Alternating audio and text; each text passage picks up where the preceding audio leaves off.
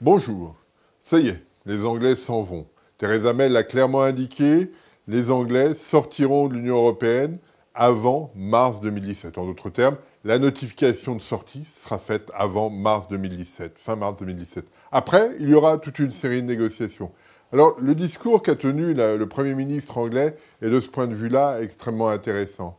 Elle suggère que les Britanniques vont devoir batailler pour retrouver le lustre qu'ils ont perdu par leur appartenance à l'Union européenne.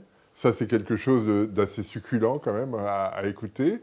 Et puis, d'autre part, elle indique, elle s'adresse à l'Europe en disant « on va négocier, alors on ne veut plus avoir de lien direct avec vous, donc on ne veut pas avoir un pied dedans, un pied dehors, comme les Norvégiens ou les Suisses, mais on veut être carrément dehors et reconstruire éventuellement des rapports commerciaux entre vous et nous. » Donc on change de référence. Elle veut clairement que les lois britanniques soient votées en Angleterre, et c'est pour elle un élément clair. L'autre élément très clair de cette sortie assez brutale du Royaume-Uni est que cela lui permet de gérer son programme migratoire. Elle ne veut pas être contrainte par les libertés que permet l'Union européenne, liberté dans les mouvements des hommes, des capitaux, des biens, des services. Elle ne veut pas ces 4 libertés. Elle veut pouvoir restreindre comme elle le souhaite. Donc on a un véritable changement. Ce qui va être intéressant dans cette situation, c'est effectivement le rapport de force dans la négociation. Elle a déjà évoqué cette question en disant nous importons ici en Angleterre beaucoup de voitures européennes. Il y a beaucoup de dynamique financière en provenance de Londres qui irrigue vos économies. On pourrait négocier l'un contre l'autre, par exemple. Donc on a changé la négociation.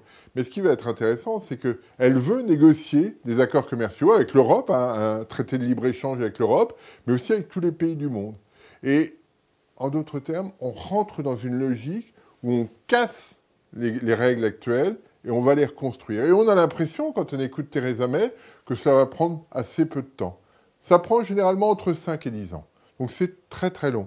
Et pendant ce temps-là, il va y avoir une forte incertitude au Royaume-Uni sur l'activité, sur la façon dont les choses vont pouvoir évoluer, parce que les règles vont changer pour toutes les entreprises britanniques.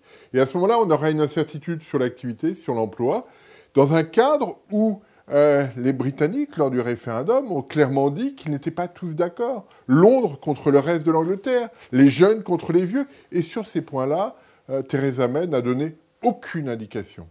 En d'autres termes, les Anglais sortent de l'Union européenne, ils veulent couper tous les liens, ils veulent tout reconstruire pour retrouver leur gloire d'antan. Très bien, mais les Anglais, eux, ceux qui sont à Birmingham, à Londres ou ailleurs, vont souffrir de cette situation parce qu'il y aura un choc sur l'activité. Et c'est la durée de cette incertitude fait qu'il risque d'y avoir un certain nombre de tensions. Et Theresa May doit, dans ces conditions, donner un certain nombre de méthodes pour gérer cette question.